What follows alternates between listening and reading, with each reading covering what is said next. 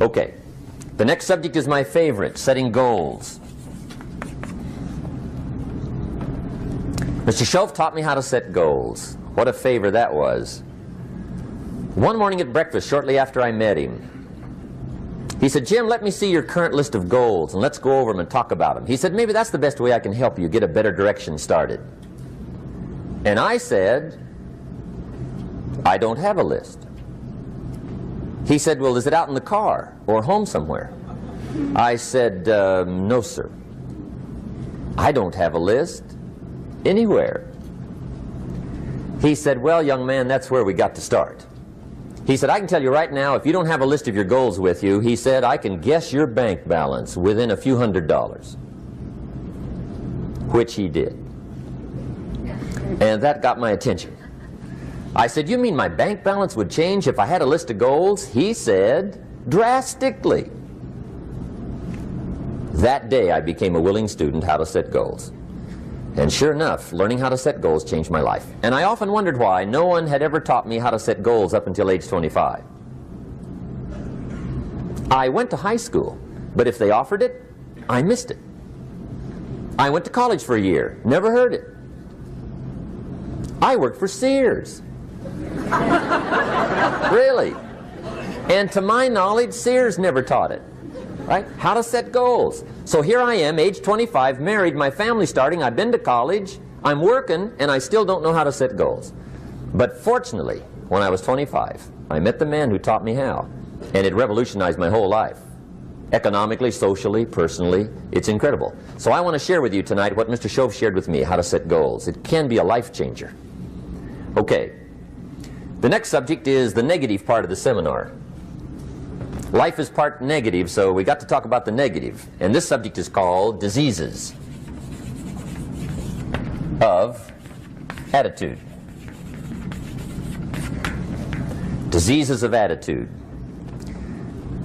There's a lot of things that can wreck your chances to do well. We live in a rather dangerous world, so you got to be not only wise, you got to be careful. Now, attitude diseases are just as bad as physical diseases, right? High blood pressure, heart trouble. I mean, a lot of things lace your chances to do well. So you've got to be careful. And attitude diseases are deadly. I mean, they'll destroy all the good things you start. Okay? So we'll go through those attitude diseases, how to spot them, how to look for them, what they are, and the cure. And I'm a pro on these because I've had them all, so I can give you excellent advice on these. Now, the last subject we're going to consider tonight is called the day that turns your life around. The day that turns your life around. And under this subject, we're going to talk about the emotions that can change your life. Human beings are emotional creatures, and emotions are powerful for life change. Now, of course, emotions are so powerful they can go either way on you. Emotions can either build or destroy. So you really have to employ emotions properly. We call civilization the intelligent management of human emotions. If you can intelligently apply your emotions in the right direction, no telling what can happen. Could turn your life around one day would be sufficient. So we'll talk about those. Okay. Now that's a lot to cover in one evening, but we'll keep at it here and see if we can't get it all done. I'd like to have you now jot down the theme of the seminar. Every seminar should have a theme, I guess. We've got one. It's on some of our literature if you happen to notice it, but if you didn't, for your notes, here it is. The theme of the seminar goes like this: the major key to your better future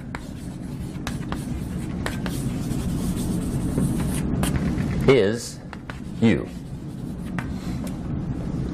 That's the theme of our seminar tonight. The major key to your better future is you.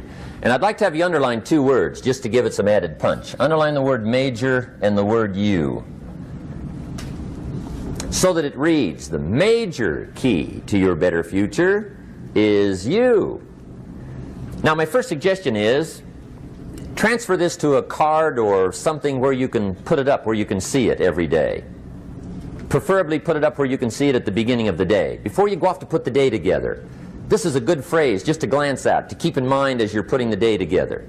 It's called the silent seminar. If you'll just let this talk to you during the day, I found it to be tremendously helpful. The major key to your better future is you.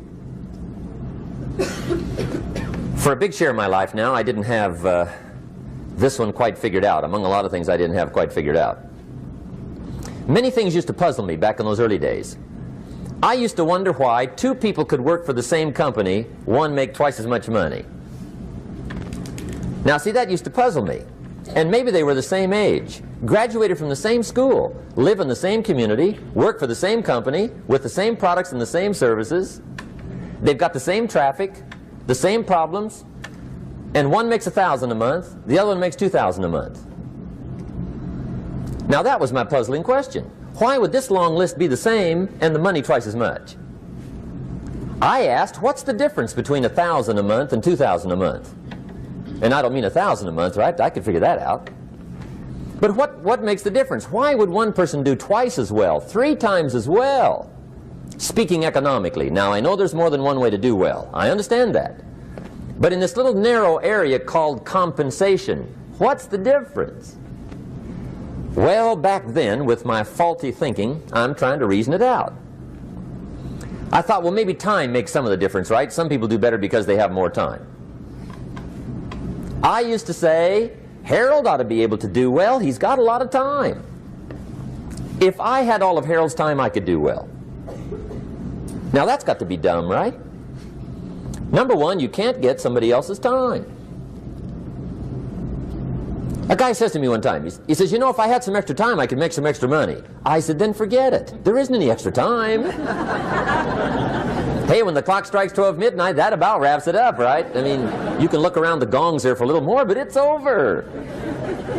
You say to the guy, what are you doing? He says, I'm looking for extra time. See, they'll come and take you away, right? There isn't any more time. Now, if you can't get more time, which you can't, what could you get more of that would make a difference in economic results? And here's the key word. Make it a part of your notes. We're going to consider it tonight. The word is value. And I have a little phrase for your notes. Value makes the difference in results. Value makes the difference. You can't get more time, but you can create more value. Now here's the first lesson of economics. Everybody should learn it from the time they're old enough to understand what a dollar means. How to earn one, how to get one, how to keep one, what to do with it. First lesson of economics. We primarily get paid for value. That's lesson 1. Bringing value to the marketplace. That's how you get paid. You don't get paid for the time. I know it takes time to bring value to the marketplace, but you get paid for the value, not the time. Now, since that's true, here's one of the key questions of the evening. Is it possible to become twice as valuable at the marketplace and make twice as much money in the same time? Could you become 3 times as valuable? Make 3 times as much money in the same time? Is that possible? The answer is yes, if. And it's always if, right? Life is known as the big if. Harry Truman once said, life is iffy. How true. And here's the big if we're going to consider it tonight. It's possible to do much better at the marketplace if you go to work primarily on yourself. And that's the theme of our seminar tonight. Learning to work primarily on yourself. People have asked me for the last 24 years, how do you develop an above average income? And the answer is, become an above average person. Develop an above average handshake. Some people want to be successful, they don't even work on their handshake. As easy as that would be to start on. They let it slide, they don't understand. Develop an above average smile. Develop an above average excitement. Develop an above average interest in other people. Develop an above average intensity to win. See, that'll change everything. Probably one of the most frustrating experiences in life is looking for an above average job with above average pay without becoming an above average person.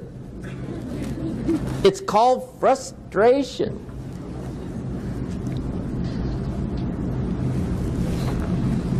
And Mr. Schoaf gave me probably the greatest clue he gave me when I first met him. He said, Jim, if you want to be wealthy and happy the rest of your life, just learn this lesson well. He said, learn to work harder on yourself than you do on your job.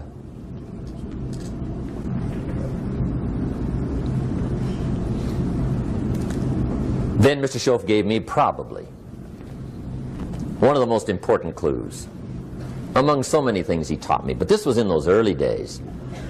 Mr. Schoaf was very kind, but he was also very abrupt. And he had these interesting questions to ask. I'm giving him a little rundown one day on how things hadn't worked out for me. He said, Mr. Rohn, I've got the answer for you if you will listen carefully. And listen carefully I did that day and for the next 5 years. If somebody's wealthy and happy, you gotta listen. He said, Jim, I've only known you a short time, but he said, it's already my honest opinion that for things to change for you, you've got to change. That wasn't quite the answer I was looking for. But that's the answer he gave me, and I pass it along to you on this warm summer evening in Anaheim, California, 1981. For things to change for you, you've got to change. Otherwise, it isn't going to change. Before I met Mr. Schoaf, I used to say, I sure hope things will change. Right? That seemed to be my only hope. If it isn't going to change, I'm in serious trouble. And then I discovered it isn't going to change, so I'm in serious trouble.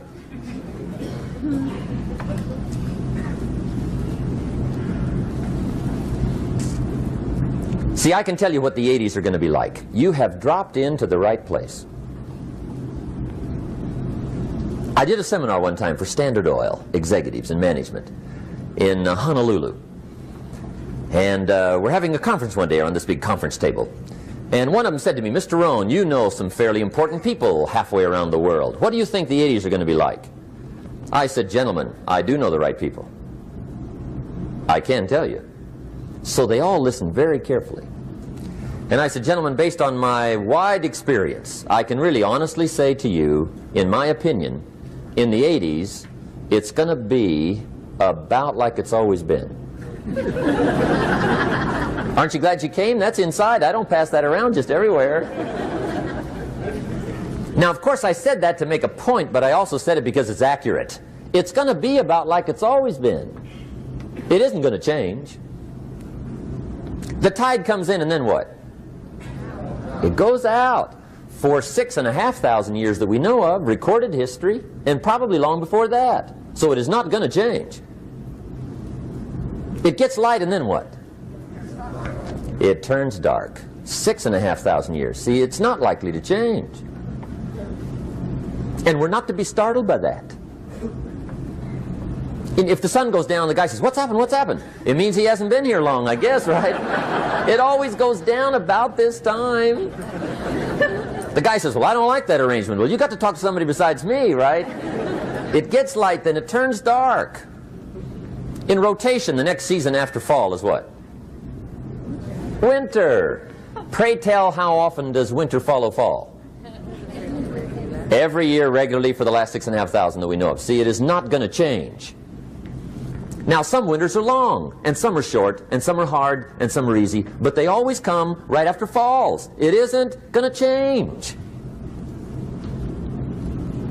Sometimes you can figure it out, sometimes there's no way to figure it out.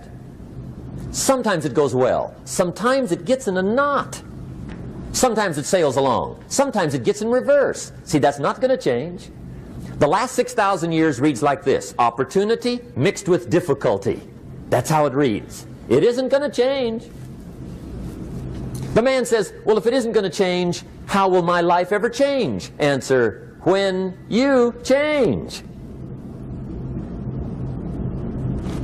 And whether I'm talking to high school kids or business executives, my message is always the same. And it goes like this: the only way it gets better for you is when you get better.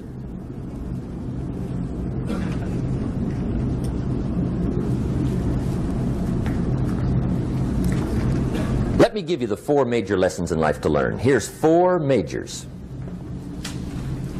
It's good to study the majors.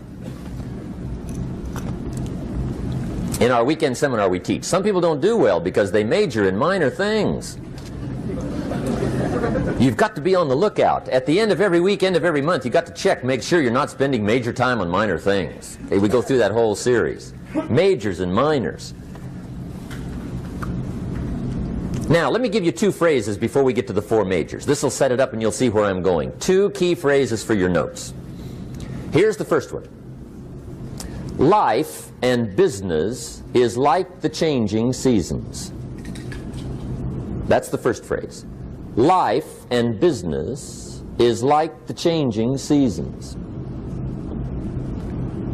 One of the best ways to describe life, it's like the seasons. Frank Sinatra sings, life is like the seasons. Now here's the second phrase. Very important. You cannot change the seasons, but you can change yourself. You can't change the seasons, but you can change yourself.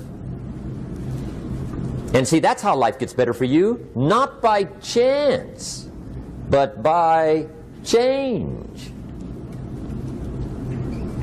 Now, here's the 4 major lessons in life to learn. I've got my first book finished, came out a couple of weeks ago. This is in it, the 4 major lessons in life to learn. Here they are. Number 1, learn how to handle the winters. That's lesson 1. They come right after falls, with regularity.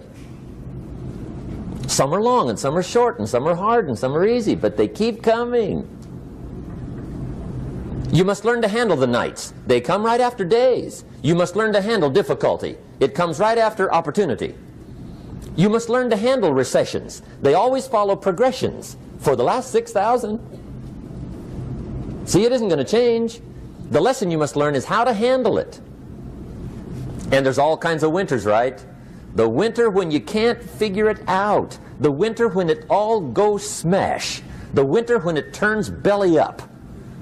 The winter when it won't work, when you've run out of money and you've got a broken heart. See, those are winter times. There's all kinds. Economic winters, social winters, personal winters. When your heart is smashed in 1,000 pieces and the nights are unusually long, your prayers seem to go no higher than your head. It's winter time. Barbara Streisand sings, "It used to be so natural to talk about forever, but used to be's don't count anymore. They just lay on the floor till we sweep them away. You don't sing me love songs, and you don't say you need me, and you don't bring me flowers anymore." A song of winter. But see, the disappointments come. Those are normal. That's part of life. But the question is, how do you handle it? How do you handle the coming winters and the disappointments and the down times? Well, you can't get rid of January by tearing it off the calendar. But here's what you can do. You can get stronger, you can get wiser, and you can get better. The winters won't change, but you can. And that's how life changes for you. See, before I understood, when it was winter, I used to wish it was summer. I didn't understand. When it was hard, I used to wish it was easy. I didn't know. And then Mr. Schoaf gave me a part of his very unique philosophy when he said, "Don't wish it was easier, wish you were better." See, that triggered my whole life change. Don't wish for less problems. Wish for more skills. Don't wish for less challenge. Wish for more wisdom. That's the key. So that's lesson 1. Learn how to handle the winters. Here's lesson 2. Learn how to take advantage of the spring. That's the second one. Spring is called opportunity. And spring follows winter. What a great place for it. If you were going to put it somewhere, that'd be the place to put it, right after winter. And pray tell, how often does spring follow winter? Every year with regularity, 6,000. You can almost count on it. See, opportunity always comes. Days follow nights. Isn't that terrific? Opportunity follows difficulty. But here's what you must learn to do. Underline these two words in that key phrase. Take advantage. Underline those two. You must learn to take advantage of the spring. See, just because spring rolls around is no sign you're going to look good come fall. You got to do something with it. In fact, you have to get good at one of two things in life. Planting in the spring or begging in the fall. Or get somebody to do it for you. See, those are about the only alternatives. Now here's what else you must do. Take advantage of the springs quickly, because there's only a few. Just a handful of springs have been handed to each of us. They don't come forever. Life is fairly brief. So you got to read every book you can get your hands on what to do with your springs while they're here. And take advantage, they soon run out. The Beatles wrote, "Life is so short." And for John Lennon, it was extra short. But life is brief. Elton John sings, "She lived her life like a candle in the wind." It's brief. So whatever you're going to do with your life, you got to get at it. Don't just let the springs pass. Here's the third major lesson in life to learn. Learn how to protect your crops all summer. You got to take care of what you start. Sure enough, as soon as you've planted your garden in the spring, the busy bugs and the noxious weeds are out to take it. And here's the next bit of truth. They will take it unless you prevent it. And that's the third major skill to learn. You've got to learn to prevent the intruder from taking all the good you start.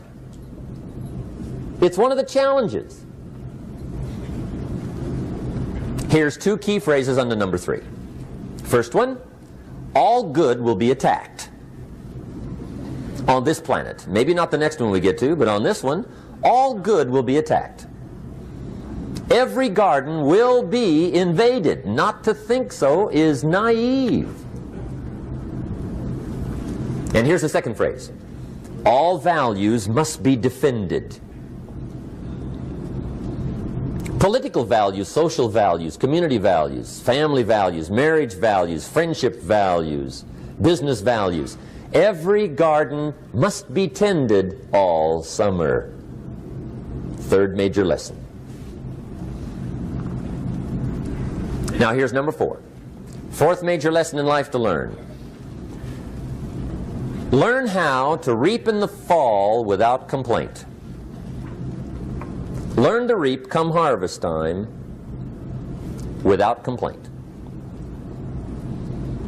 Take full responsibility for what happens to you. It's one of the highest forms of human maturity, accepting full responsibility. It's the day you know you've passed from childhood to adulthood, the day you accept full responsibility. And another note, learn to reap in the fall without apology. Without apology if you do well, and without complaint if you don't. That's maturity. I used to have that long list of reasons why I wasn't doing well. To explain. You got to explain, right? Otherwise you're going to look bad. I used to have this funny list called Reasons for Not Looking Good.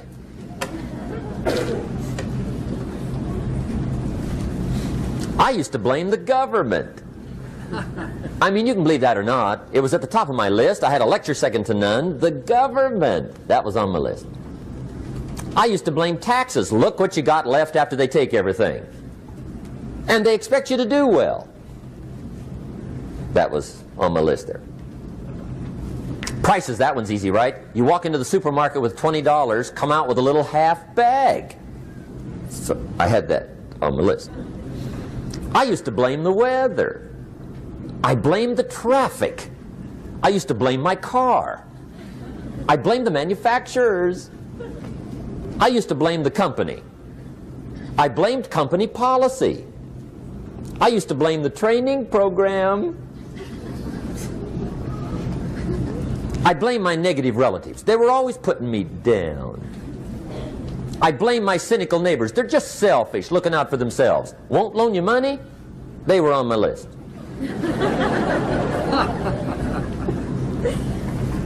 I used to blame the economy.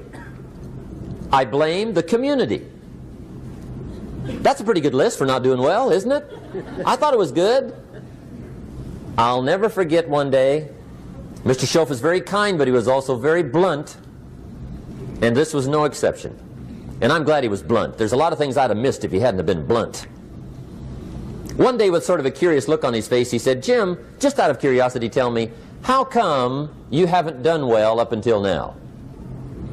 Excellent question. I thought, well, so I won't look too bad, I'll go through my list. And this list I just gave you, I put that on him.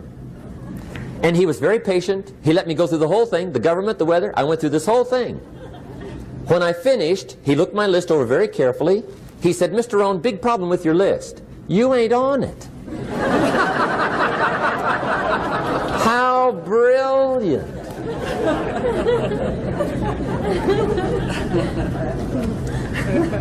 When I went to work for him a few months later, I learned very quickly to tear up my list, reasons for not doing well, and I threw it away. And I got me a fresh piece of paper. And I put one word on it. Me.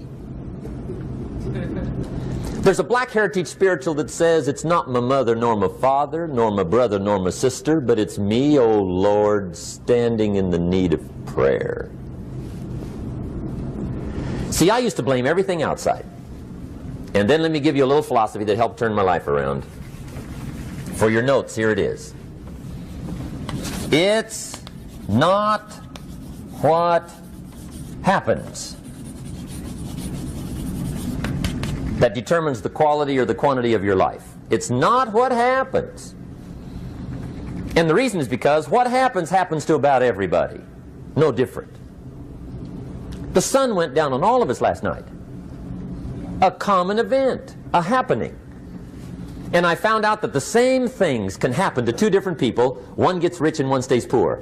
Why is that? It's because it's not what happens, but rather it's what you do that changes everything.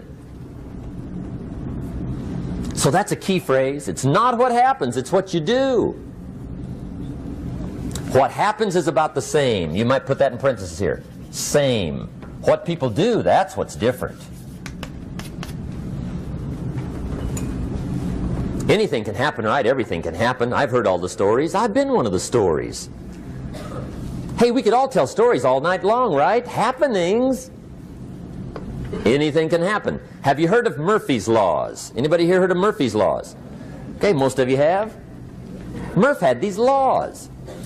One of them was, if anything can go wrong, it will. That's one of Murphy's laws.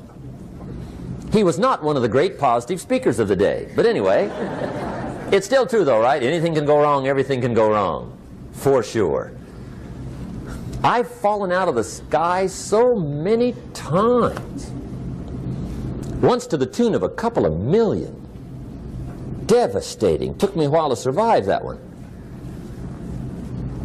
Now, it wasn't all that much, but it was all I had. Right? I mean, that's when it's much, right? When it's all you got. If you got 3, 2 go, you got 1 left, you ain't looking that bad. But when it all goes. Has anybody been there when it all went? Anybody? Come on, the rest of you liars. Go ahead. Hey, we've all been there, right? When it all went. Of course, it used to be a long time ago, right? When you ran out of money, got to 0, you were all through. Heck, now you can whistle right on by 0, right? I mean, they will bury you. That's what they will do.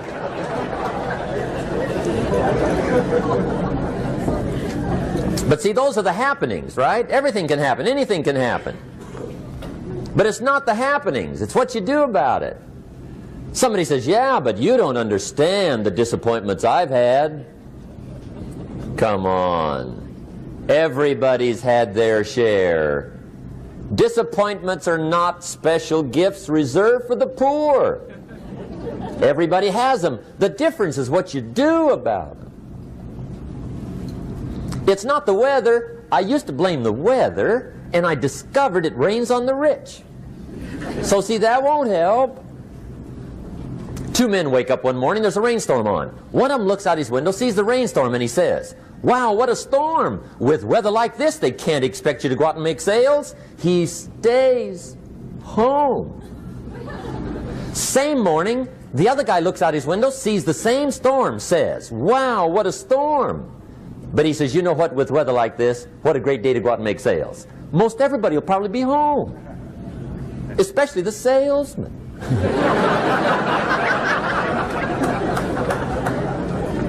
See, that's the difference in how your life works out. It's not what happens, it's what you do. So here's one of the key questions of the evening. Starting tomorrow, what are you going to do that'll make a change in your life's direction? Good question. What are you going to do starting tomorrow that'll make a difference? Now see, if you don't do something starting tomorrow that'll make a difference, guess what? It's gonna be the same. And see, that way you can guess what the next 5 years are going to be like. Look at the last 5. Because the next 5 are going to be like the last 5 unless you, major key, tomorrow, change it all. Or change a little, or change something, or don't change. It's choice time. You can do whatever you want. But it's nice to know any day you wish you can change your whole life. What can you do starting tomorrow that'll make a difference? Good question. What can you do with economic chaos, massive disappointment? What can you do with a broken heart? What can you do when it won't work? Good question.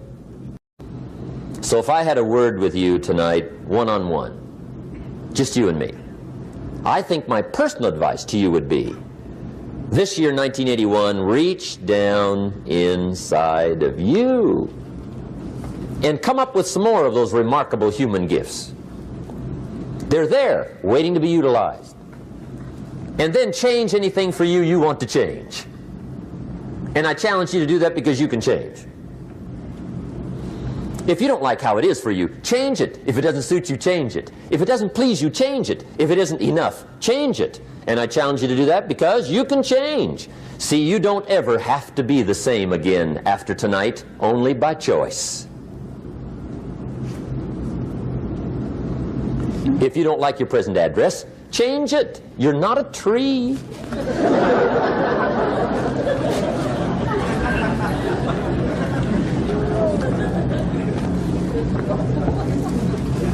Now, let me give you 3 steps to personal development. Let's get down to the nitty-gritty. What does it take to really make the changes starting tomorrow? It takes more than philosophical pronouncement. I know that. It also takes more than enthusiasm. I know we're hearing a lot about enthusiasm these days, but see, that just won't do the job. We're still hearing the old cliches of the 30s, right? To be enthusiastic, you must act enthusiastic.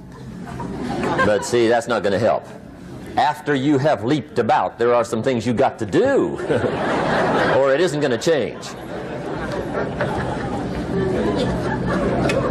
See, you can get all excited about lifting 200 pounds till you get to the gym.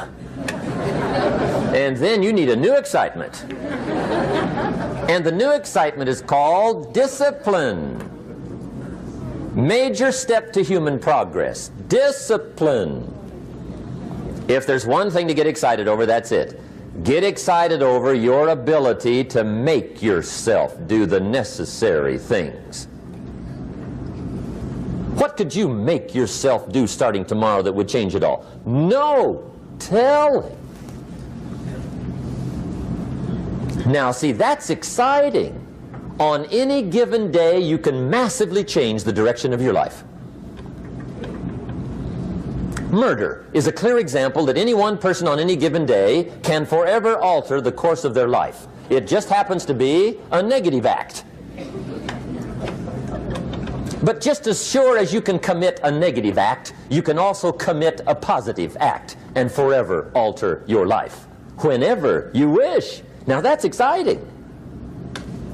And whatever that act might be that changes your life. The guy finally takes a shotgun to his car and blows out every window, destroys every tire, puts 100 rounds in this shabby old thing. And he says, I have driven this embarrassing thing for the last time. And not only will I never drive it again, nobody else will ever drive it again. And he lets that shuddering thing stand there for a while as a monument to the day he said, today my life changes. Now who can do that? Anybody. When can you do it? Whatever day you pick.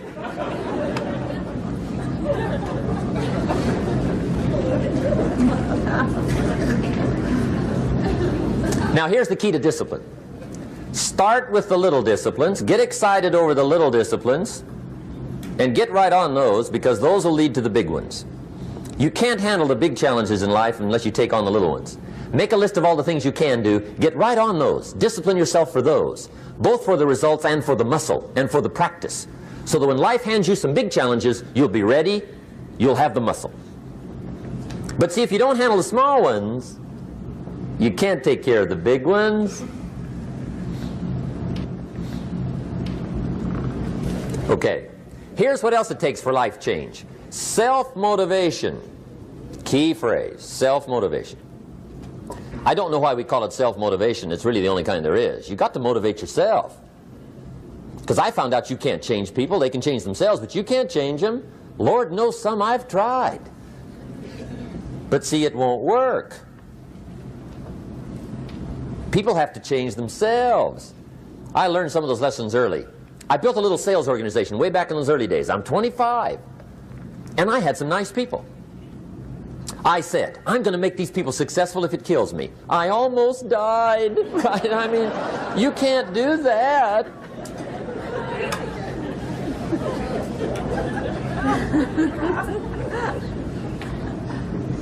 See, I've discovered this. Good people are not trained, they're found. You find good people. You don't make them good, you find them good. Training really is for the purpose of finding good people. You don't need much instruction for a good person. Too much training probably means you got the wrong people.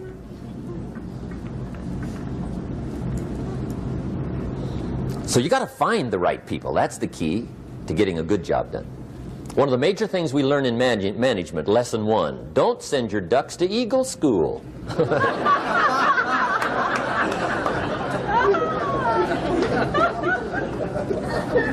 Because it won't help. I mean, I'm telling you, it won't help, no matter how good your school is. And the little eagle badge and little eagle hat, I'm telling you, it won't help. It won't help. You can tell whether your school's done any good, right, is when it's over, right? The duck goes for his first rabbit and makes him a friend. You say, no, no, no. Anyway, so it takes self-motivation to really alter your life. And you don't want to give self-motivation away to somebody else and make it somebody else motivating you. The guy says, boy, if somebody just come by and turn me on. What if they don't show up, right? See, you got to have a better plan for your life. Okay. Now, if you're excited and you're ready to change, let me give you 3 steps to start life change that can change your life, your personality, your lifestyle, everything can change. Here's the steps. Number 1, find out how things work. The first key to doing better is find out. To change your life, really, you need ideas. There isn't anything an idea can't change. And Schoaf taught me the major problem is lack of an idea, not a problem. At first I didn't have any money. I said to Mr. Schoaf, I don't have any money. He said, that's not a problem. Now see, up until then I always thought it was. Right? I was confused. He said, no, no, the problem is lack of an idea on how to create money and wealth.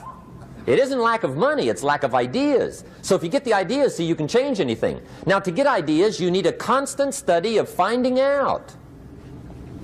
Now Schoaf also said, when you find out something that works, put the information in your journal. Don't use your head for a filing cabinet. Put it in your journal so that you can do the next best thing. Repetition, repetition, repetition. Go over it. And if you repeat it, go over it, sure enough, someday, some mysterious day, the idea takes root, starts to grow, and shows up in your bank account, and your dress, and your personality, and your lifestyle. But capture the ideas in your journal. Find out how things work. Shof gave me this word for my life change. He said, study. Great word. If you wish to be successful, study success. If you wish to be happy, study happiness. If you wish to be wealthy, study wealth. Don't leave it to chance. Make it a study. Some people just go through the day with their fingers crossed. See, that won't do it. You've got to study the things that can change your economic, social, spiritual, personal life. Now, here's a qualifying phrase. And we'll have several of these qualifying phrases throughout the seminar. Here's the first one.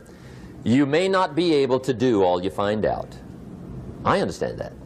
You may not be able to do all you find out, but you should find out all you can do. See, you don't want to wind up at the end of your life and discover that you've lived only 1/10 of it. And the other 9/10 went down the drain. Not for lack of opportunity, for lack of information.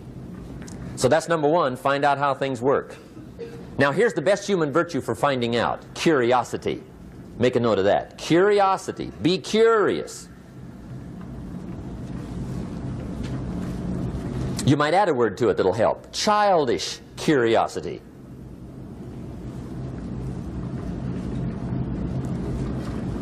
What will kids do if they want to know something bad enough? Bug you. That's the phrase. They can ask 1,000 questions. You think they're through? They got another 1,000. They'll drive you to the brink. It's a virtue. When you gotta know, be like a child. In fact, Jesus, the master teacher, said, unless you can become like little children, you might as well forget it. You don't have a prayer. Excellent advice. You gotta be like children. 4 ways, in my opinion, to be like a child. Number 1 is curiosity, and number 2 is excitement. Get excited like a child over your ability to make yourself do anything for change. 3rd is faith. Have faith like a child. Adults are too skeptical. And 4th is trust. Trust is a childish virtue, but the rewards are incredible. So be like a child. Now, if you're curious, let me give you 3 ways to find out how to change anything. Any life direction, any dimension. Here's 3 ways to find out how to change anything. Number 1 is to read. Become a good reader. All of the successful people I know and work with around the world, they're all good readers. Curiosity drives them to read. They got to know. They just read, read, read, read, read, read, read, read, read. Become a good reader. Now that's my opinion. Listen to the other lecturers and listen to me and make up your own mind. Don't be a follower, be a student. Okay? I say, really, for life change, you got to read. One way to learn is from your own experiences, but another way to learn is from other people's experiences.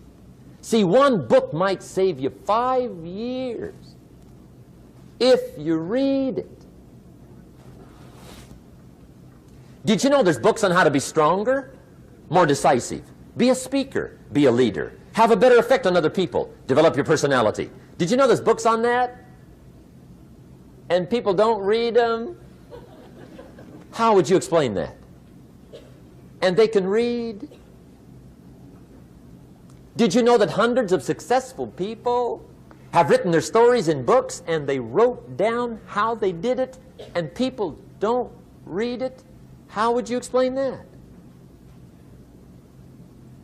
The guy's busy, I guess. You know, you get tied up. The guy says, well, yeah, you work where I work, but the time you struggle home, it's late. You got to eat a bite of supper, watch a little TV, get to bed. You can't sit up half the night reading, reading, reading, reading. and the guy's behind on his car payment. Good worker, hard worker, sincere, but you got to be better than sincere and work hard. Otherwise, at the end of your life, you'll wind up cold, stony broke. You got to be better than a good worker. You got to be a good reader. The whole world is governed by laws, the universe, in fact. Laws. We call it the law of electricity. We call it the law of gravity. There's mathematical laws, there's physical laws, speed and velocity laws, agricultural laws. There's all kinds of laws. Now that we find ourselves on the spinning planet, you just have to learn what I call the setup. Learn the setup. Life's setup. Now, we didn't set it up, but we're here, so you got to learn it. And we should learn the setup for two basic reasons. Number one, to keep from getting hurt. It's one of the major reasons for learning, so you won't get hurt. See, economically, socially, personally, you can get hurt just not knowing. Ignorance is not bliss. Ignorance is poverty. Ignorance is tragedy. You got to know, or you're going to get hurt. It's good to know not to walk out the 10-story window. That's excellent information. Now, what if a guy didn't know and he walks out? Now he's dead at the bottom. Somebody says, well, the poor guy didn't know. You got to know, or you're going to get hurt. Okay. Now, here's a parenthesis. You don't have to like the setup. I don't ask you to like how it is. That's not what's important. But it is important to learn how it is. Okay? So you don't have to like it, but you should learn it. That's what I tell the kids, right? Make sure you get the information. What you think about it, that's up to you. What you're going to do with it, that'll soon be up to you. But make sure you get it. See, there's nothing worse than being stupid. Nothing. I mean, being broke is bad, but being stupid is awful. And what's really bad is being broke and stupid, right? That's about the end of the world. I mean, there isn't anything much worse than that. Unless you're sick. Sick, broken, stupid. I mean, that is it, right? There's nowhere else to go.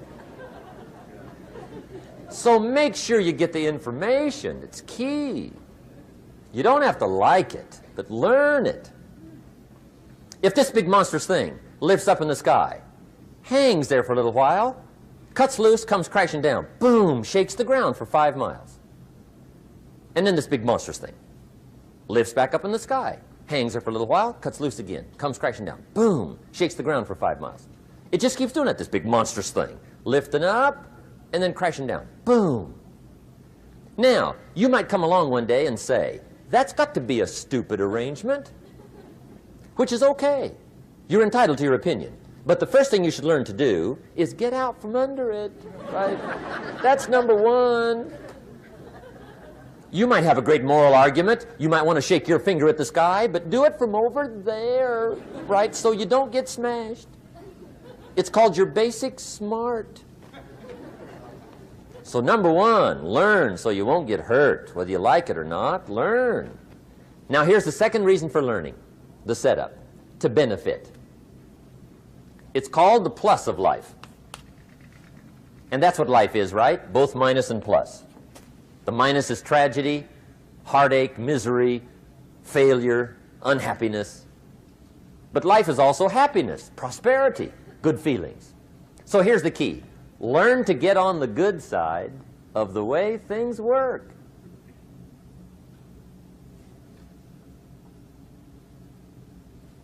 Now, here's two of the basic laws, and we'll take our break. Shof taught me these. They come from the Bible. Now, again, I'm an amateur, okay? When it comes to the Bible, I'm not a pro. So you'll sort of have to take my way of putting it. But here they are. The first one is the law of use. The law of use. And it goes something like this. Whatever you don't use, you lose. Lack of use causes loss.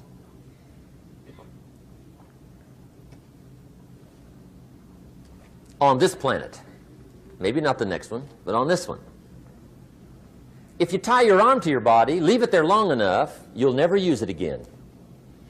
It's over for the arm. Now, it may not be over, but it's over for the arm. The only way to keep the use of this arm is what? Keep using it. If you quit, you lose automatically. They don't bring it up for a vote. You lose automatically when you quit. Now, the same thing that goes for your arm goes for your brain, mentality. The same thing goes for all the human virtues. Ambition, unused, declines. Strong feelings, unused, diminish. It doesn't grow, it diminishes. Faith, unused, decreases. It's a law. Vitality, unused, diminishes. Energy, unused, decreases. The guy says, well, I'm going to save up my energy. You can't do that. That's like trying to save today, put it on the end of the year. See, you can't do that. They'll come take you away. If you don't use today, what? It's lost. The guy says, well, I'll work twice as hard tomorrow to make up for it. See, that's foolish. You could have done that anyway. Today, unused is lost. A talent unused is lost. An ability unused is lost. So here's one of the key expressions of the evening. Take a new inventory of yourself. Starting tomorrow, new project. Take a new inventory. And make sure that all of your talent and ability and mentality and ingenuity and vitality and strong feelings, faith, courage, make sure that all you've got's being used. Otherwise, you lose. Now, one of the best illustrations of the law of use is a Bible story called the Parable of the Talents. The talent story. Interesting story if you haven't read it in a while. Just review it. It's a good story. An ancient story. It says there was a master with 3 servants. He got them together one day and he said to the 3, I've got these talents. And in those ancient days, a talent was a measure of gold. And he said to the 3 servants, take these talents and see what you can do with them while I'm gone. He said, I'm taking a journey and I'll be gone for a while. When I come back, we'll get together, go over the book, see how you did. He said, here's 5 of these talents for you. 5. Here's 2 of them for you. 2. And here's 1 for you. 1. The master said, take those talents, see what you can do with them. When I come back, we'll get together, we'll go over it all. The servant said, okay, master takes off. According to the ancient story, the master comes back from his trip. When he gets back, he gets the 3 servants together, and as he said he would, he asks, how did it go with those talents? You were 5. What happened? That servant said, well, I took the 5 talents you gave me, and I put them to work. A little shaky at first, but he said things finally got rolling. And he said, I poured it on. And he said, my talents grew to 7, 8, 9, 10. He said, I doubled my talents from 5 to 10. Books will show. Master said, one heck of a job. Or something like that. He said, I gave you 2 talents. What happened? That servant said, about the same thing happened to me. I put those 2 talents to work, poured it on. They grew to 3 and then to 4. He said, I doubled my talents from 2 to 4. Books will show. Master said, well done. He said, I gave you 1 talent. What happened? That servant said, well, I took the talent you gave me, and I carefully wrapped it, and I dug a hole and buried it.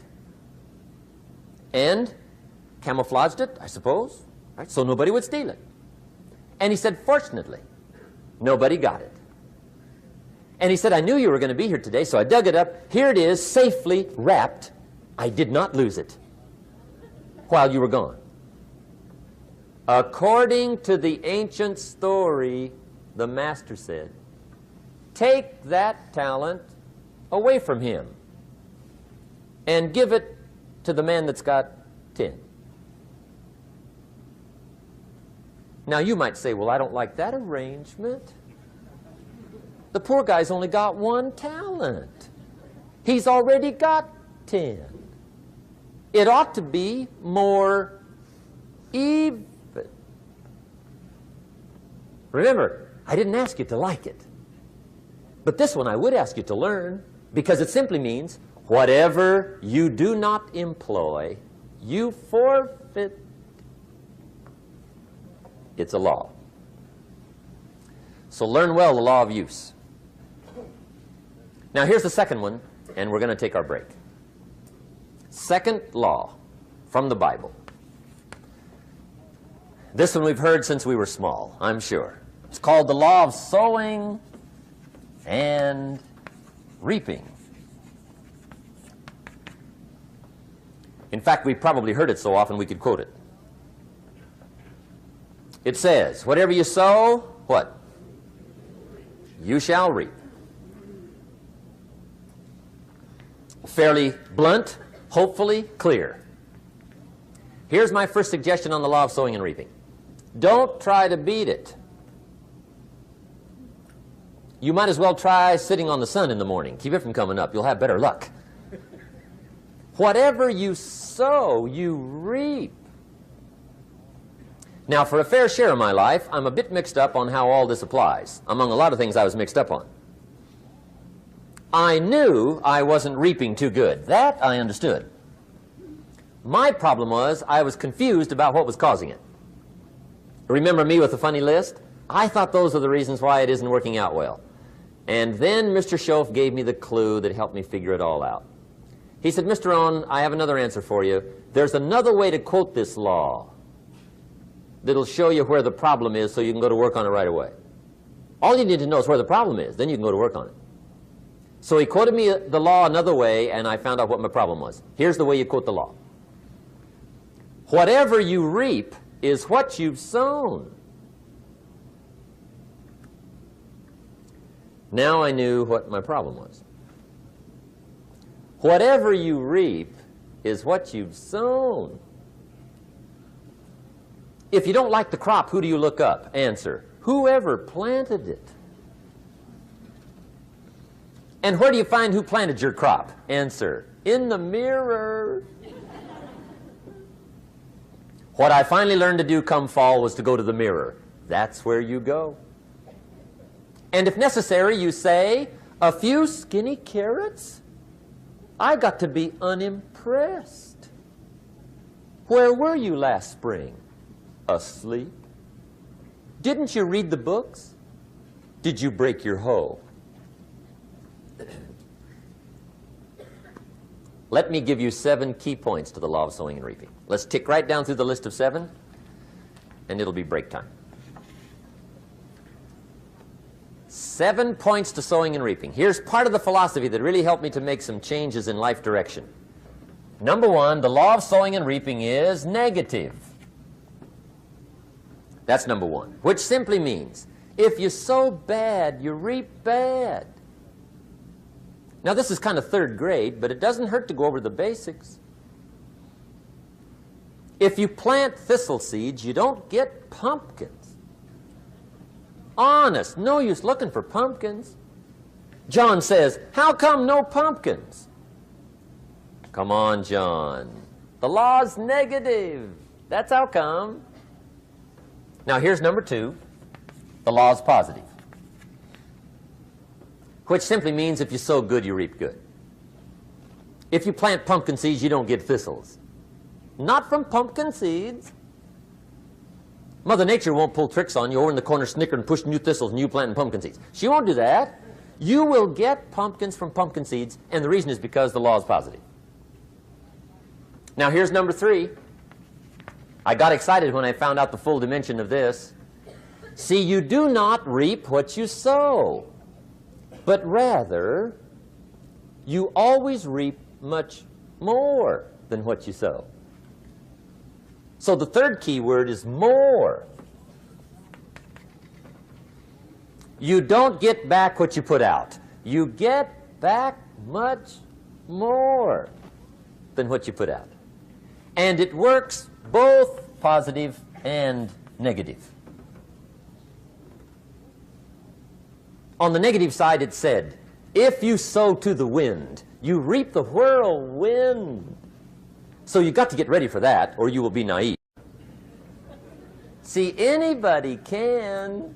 Whether you will or not, see, that's the question. And here's a good question to ask. We are all buying somebody's plan. The question is, whose? Who's got you talked into doing what you're doing? Who's got you talked into your present plan? See, 10 years from now, you will surely arrive. The question is, where? But see, anybody, if you want to, can go searching for a good plan, pick it, and start working it. And sure enough, as the time passes, as it surely will 5 years from now, 10 years from now, then you'll be winding up wearing what you want to wear, driving what you want to drive, living where you want to live, become what you want to become. But now's the time to fix the next 10 years. And who can? Anybody. Here's number 6. The 6th key to sowing and reaping. This is leveling with you now, as we promised to do. There's one thing better than the truth, and that's the whole truth. And here's part of the whole truth of the law of sowing and reaping. Number 6 is, you could lose. There are times when you just lose, no matter what you do. It's that kind of planet. You reap what you sow, yes, but... What does that mean? Yes, but, well, the farmer plants his crop in the spring, takes care of it all summer, loves his family, works 10, 12 hours a day, 6, 7 days a week, is an honorable man. Come fall, he's got a beautiful crop, and he deserves every bit of it. But the day before he sends the combines into the field, a hailstorm comes along and beats it all in the ground. Which means you lose. Somebody says, well, what did he do wrong? Answer, nothing. It's just that kind of planet. Sometimes it's going to hail on your crop and rain on your parade, so you got to get ready for that or you will be naive. That's just part of the life arrangement. And don't press me why. I was not in on some of the original decisions here, so I don't know how it got set up. But there's just times, sometimes you lose. That's part of life. But now here's number 7. The 7th key to sowing and reaping. And it goes like this. It's just another way to quote the same law. And it goes like this. If you don't sow, that's just another way to quote the law. If you don't sow, what? You don't reap. You don't even have a chance. So if you looked at your game plan tomorrow, you might come to the quick conclusion, I got to get some sowing going. How true. Get you some sowing going. And remember, you've got plenty of time.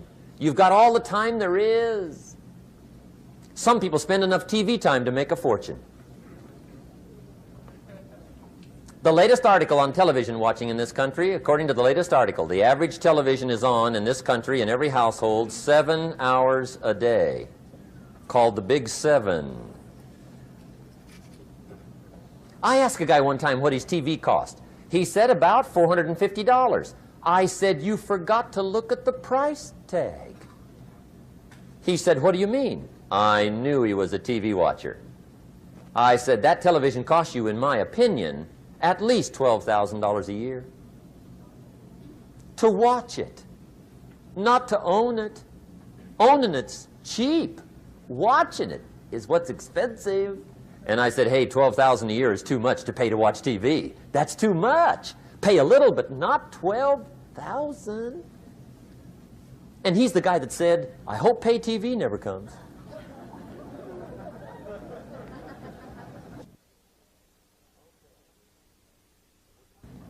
Okay. We're trying to cover an awful lot tonight, I realize that. But my time schedule is such that we just have to sort of give it all to you and let you sort the rest out. I wish we had plenty of time for questions and answers and that whole thing, but our time is just limited. But we are trying to go through an awful lot, I realize that. But looks like everybody's getting it. This is about the note-takingest crowd I've seen in a long time. Incredible. Does anybody have 5 pages yet? Anybody? Oh, fantastic. Incredible. Okay. Maybe you heard the story about the preacher down in Texas, southern part of the country. He was an evangelist back in the horse and buggy days. And he was very good at being an evangelist, and a lot of people used to come and hear him preach. And one day he put up his tent in one of these Texas towns and expected a big crowd as usual, come hear him preach. And he got there, first night of the tent revival, walked in. 7:30, time to start. And to his surprise, the tent was empty. He thought, well, something must be drastically wrong. So he waited till 7:45, nobody showed up. 8 o'clock, zip. Finally, 8:15, one lone cowboy wandered up on his horse, tied his horse up outside, came in, sat down on the front bench, right, waiting for something to happen. The preacher thought, well, at least I better go down and talk to the cowboy. So he walks down, talks to the cowboy, and he says, "Cowboy, I'm the preacher." And he said, "I don't know what to tell you. Something's gone wrong." He said, "This tent was supposed to be full of people." He said, "I'm embarrassed." He said, "You're the only one that showed up." And he said, "I really don't know what to do." And the cowboy said, "Well, I'm not a preacher, so I really can't tell you what to do." You know, he said, "I'm just a cowboy." But he said, "I know this, if I went out to feed my cattle and only one showed up, I'd at least feed it." The preacher thought, hey, the cowboy is right. If you've got a good idea to share, you should share it, if there's 1 or 1,000. So he got kind of inspired by this conversation, and he jumped up on the platform and started to preach, as if the tent was full of people, just exploded. And he went for an hour and 15 minutes, just kept rolling. Finally, he quit. And when he finished, he came down off the platform, talked to the cowboy again. Says, "Well, cowboy, what did you think of my sermon?" And the cowboy said, "Well, I'm not a preacher, so I really can't tell." You know, he said, "I'm just a cowboy." But he said, "I know this, if I went out to feed my cattle and only one showed up, I'd feed it, but I wouldn't dump the whole load on it."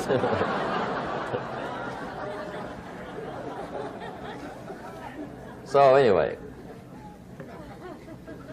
if it seems like we're dumping the whole load tonight, I guess we are. But gosh, everybody's doing well. I'm having a good time. I appreciate the response here tonight. Okay, the next subject is setting goals. Let me show you what turned my life every way but loose. Mr. Schoaf dropped this idea on me, changed me completely. Setting goals.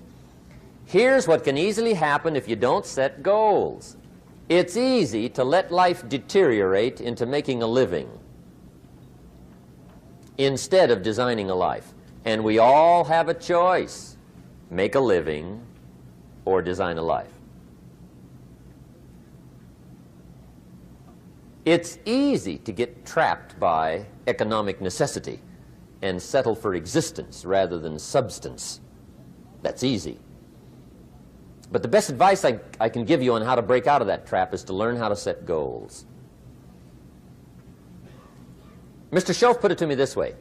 He said, "Jim, if you had enough reasons, you could do the most incredible things." I never forgot how he put that. If you have enough reasons. See, reasons will change your whole life. Mr. Schoaf said to me, he said, "Mr. Rohn, I think you've got plenty of intelligence, you've got plenty of talent, you've got plenty of ability. Probably what you lack is plenty of reasons." He said, "I don't think your current bank balance is a true indication of your level of intelligence." I was happy to hear that. He said, "I think you're much smarter than your present bank balance indicates." And that turned out to be true. I was much smarter. But of course my first question was, well then why isn't it bigger? And he said, "You don't have enough reasons. You've got enough intelligence, but not enough reasons." So see, reasons can change your life. Here's what else I found out. Reasons come first, answers come second. You don't get the answers to do well till you get the reasons. Life has a mysterious way of hanging on to all the answers and only gives them up to the people that are inspired by reasons. So reasons make the difference in how your life works out. Now, what are some of the reasons for doing well? Let's go through a quick list called Reasons for Doing Well. First is personal reasons. Some people do well for recognition. Some people do well for respect. Some people do well for the way it makes them feel. They love the feeling of being a winner. Those are good reasons. I have some millionaire friends that keep working 10, 12 hours a day, making more millions. And it's not because they need the money. It's because they need the joy and the satisfaction and the pleasure that comes from being a constant winner. And see, it's not just the money anyway. It's the journey, not the money. Once in a while somebody says to me, boy, if I had $1 million, I'd never work another day in my life. That's probably why the good Lord sees to it they don't get their million, right? They'd quit. They'd quit. Okay. Next is family reasons. Some people do extremely well for other people, and that's powerful. Human beings can greatly affect each other. Sometimes we will do things for somebody else we will not do for ourselves. We're made that way. I met a man one time who said, Mr. Rohn, to do all the things I want to do with my family around the world, he said, I got to have at least $250,000 a year. I thought, incredible. Could a guy's family affect him that much? And the answer is, of course. How fortunate are the people that find themselves greatly affected by somebody for personal achievement. And we are affected. The writer of a recent song said, if not for you, the winter would hold no spring, couldn't hear a robin sing. I just wouldn't have a clue if not for you. So we can be affected. That might be one of the most stimulating reasons to do well, finding somebody. When Andrew Carnegie died, the wee little Scotsman that built the big steel industry, when he died, they opened up his desk, and in one of the desk drawers, they found a slip of paper. On that piece of paper, Mr. Carnegie had written his goal for his life, and he wrote it when he was in his 20s. And on that piece of paper, it said, I'm going to spend the first half of my life accumulating money. I'm going to spend the last half of my life giving it all away. What a goal. He got so inspired by that goal that the first half of his life, he accumulated $450 million. And the last half of his life, he gave it all away. Good question tonight. What's got you turned on? What's got you bombed out of sight to get up early and stay up late and hit it all day? Next question. What's got you turned off? When I found the answers to those two questions, my life exploded into change. I finally found out what had me turned off, and I got that cured. And then I got me a long enough list of reasons to turn me on. And once the lights went on for me, age 25, they've never gone out. I've fallen out of the sky a few times, but I've never lost that drive to make something unique out of my life. See, reasons altered my whole life. Now, there's another list of reasons called nitty-gritty. Hard little reasons. Sometimes those little reasons are the most powerful reasons that can change your life. Sometimes it doesn't take much. I now carry several $100s in my money clip. It's only a few $100s, but it was one of those reasons turned my life around.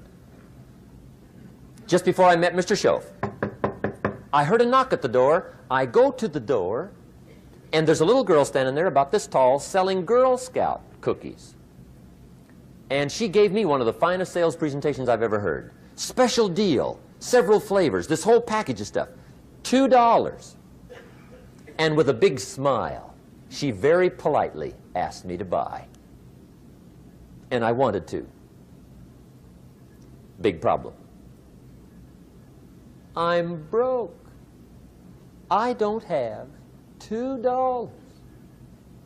And to this day, I can remember the pain and the embarrassment. I'm a father. I'm a husband.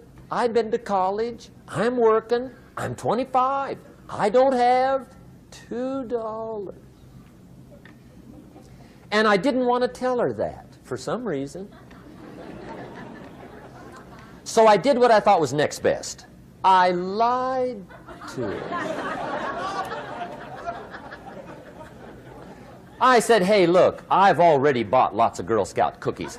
I've still got plenty stacked in the house, which was not true. But it seemed to get me off the hook for the moment. She said, well, gosh, that's wonderful. Thank you very much. And she went away. When she left, I closed the door, and that was the day I said to myself, I don't want to live like this anymore. I've had it with lying, and I've had it with being broke. I'm never going to let this happen to me ever again. I promised that day I would work as hard as possible and would always carry plenty. It took me a little while, but now I do. It was one of those reasons. And I guess I carry plenty for two reasons. One is the way it makes me feel, but also in case I bump into another Girl Scout selling cookies. Right? I'm ready.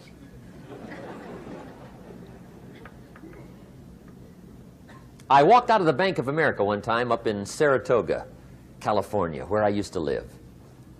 Two little girls selling candy right outside the bank. Good place. Some girls' organization they're working for, right? I come walking out of the bank. This first little girl walks up to me. She said, Mister, would you like to buy some candy? I said, I probably would. What kind is it? She said, it's almond roca. I said, my gosh, that's my favorite. She said, wonderful. I said, how much is it? She said, it's just $2. I thought, incredible. I said, how many boxes of that candy have you got? She said, 5. And her little friend was standing there. She was selling candy too. I said, how many boxes have you got? She said, I've got 4. I said, that's 9. I'll take them all. They said, really? I said, yeah, it's my favorite. I've got some friends. I'll pass them around. They got so excited, put all this candy together. I reached in my pocket, gave them the $18. When I've got the candy and they've got the money, that first little girl looks up at me. She says, Mister, you are really something. How about that? Can you imagine only spending $18 and have somebody look at you in the face and say, you are really something? Now you know why I carry heavy, right? I'm not going to miss anymore. It was just one of those reasons. Helped to change my life. One of my nitty-gritty reasons was budget finance. Budget finance used to grind my soul. Way back in those early days, I had fallen for one of those consolidation loans, where you take all your little hard-to-pay bills, put them into one big impossible-to-pay bill, right?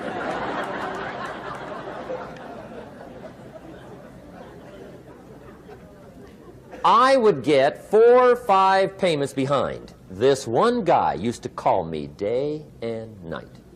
I don't think they're allowed to do that anymore. Harassed me. threatened to run me in front of the judge, threatened to ruin my credit, threatened to embarrass my family. One day he said, we're going to come get your car, drag it rear end up down the street in front of your neighbors. The guy even called me a flake. And back in those days, I'm broke, I'm pitiful, there's nothing I can do about it. But I never forgot how the guy treated me. And when I met Mr. Schoaf and I got my life straightened out and the money started to flow, that was one of my first projects, budget finance. I poured it on day and night. I finally put all the money together I owed him, which was considerable. I picked a day for the payoff. And when the payoff day came, I put the money in small bills in a big briefcase. And I walked into the budget finance office on Wilshire Boulevard in Los Angeles. The guy who harassed me so often, his desk was about 3 back. I walked right up to his desk, startled him. He wondered what I was doing there. It was the first time I'd been there since I'd borrowed the money, right? Without saying a word, I opened up this briefcase, dumped this pile of money all over his desk. I said, count it. It's all there. I will never be back. And I turned around and stormed out. Now, that might not be noble, but if you haven't tried it, you've got to one time.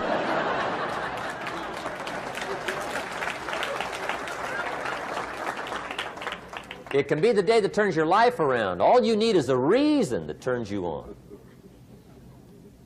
One of my dear friends, Robert Depew, Bobby used to be a school teacher in Lindsay, olive capital of the world.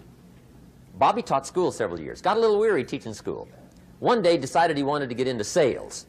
So without telling anybody, he just up and quit his job teaching school and jumped into sales. When he did, his brother made fun of him, laughed at him, put him down, said Robert's lost his mind. Had a good job teaching school, now he thinks he's a salesman.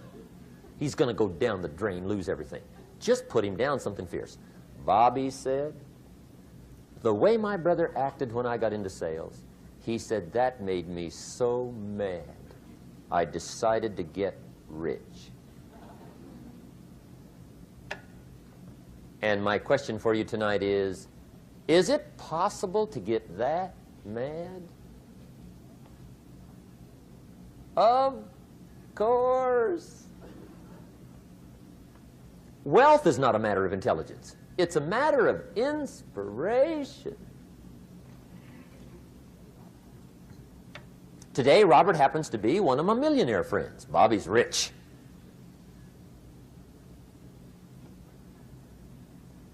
Frank Sinatra said one time, the best revenge is massive success.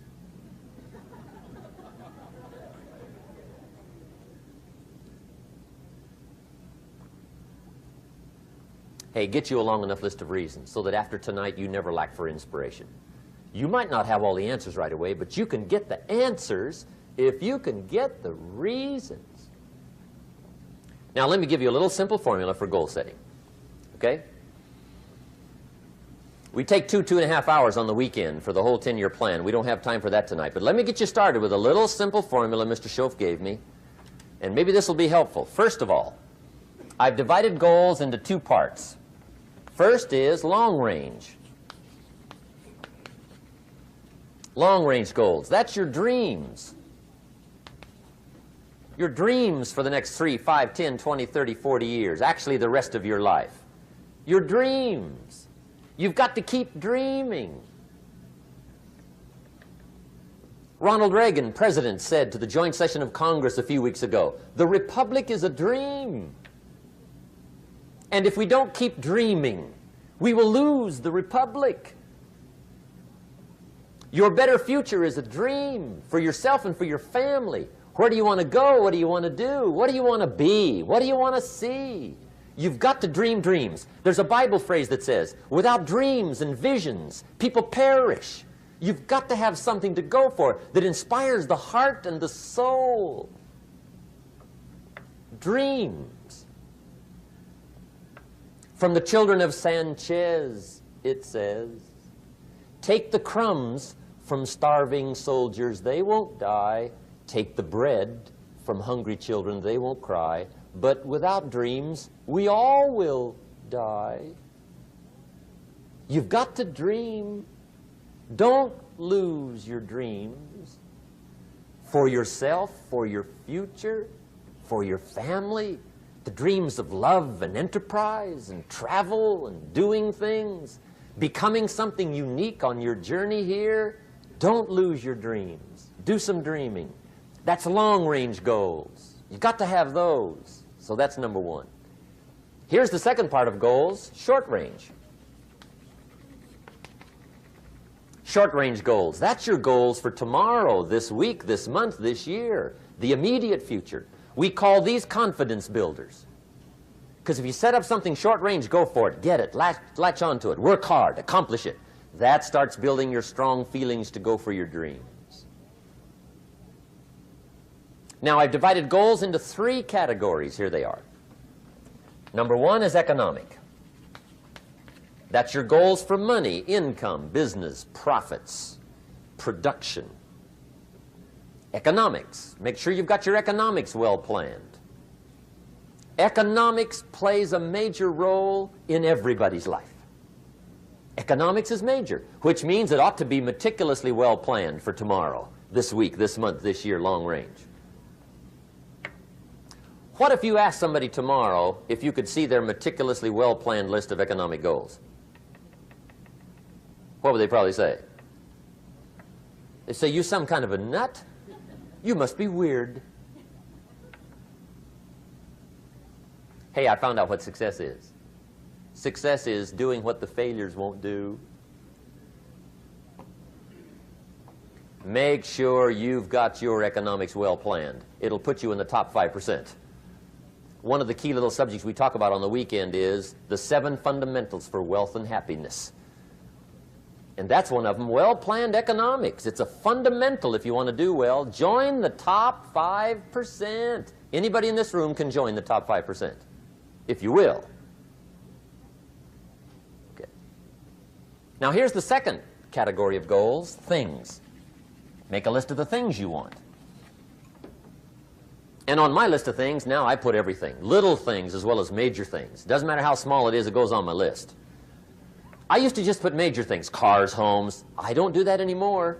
I now load my list with everything. Everything. And the reason is, part of the fun of having a list is checking it off. That's it. Boy, at the end of the day, if you can go, got it, got it, got it, got it, got it, got it, whatever it is, right? You get into the habit. So load up your list, the things you want. Now, when you check off something major, celebrate. That's an important point to make. Celebrate your achievements. Live it up. Have a party when you reach something you've worked for a while. See, we all grow from 2 experiences. One is called the pain of losing. The other one is called the joy of winning. We need both of them. Amplify them as much as you can, which also means make losing painful. If you set up something, fooled around, didn't get it, put it on yourself. On the other side, if you did get it, congratulate yourself. Self-congratulations is a sign of maturity. Seeking congratulations is a sign of immaturity. But hey, winning and losing, see, that's what it's all about. That's the name of the game. Now, some people lead such mediocre lives, at the end of the day, they don't know whether they're winning or losing. They got no clue. Guy's just going through the day with his fingers crossed. There's a better way. Okay, here's the third category of goals, personal development. Put those goals together. Personal development goals. That's your goals to be stronger, more decisive, be a speaker, be a leader, learn a language, all kinds of skills. Okay? The whole weekend seminar was designed to improve all your skills so that you walk away more skillful. And that's what you want, the personal development skills. That's what attracts, that's what brings good things to your life, the person you become, more skillful. Now, this is quite a package to work on. Economics, things, personal development for tomorrow, this week, this month, this year, long.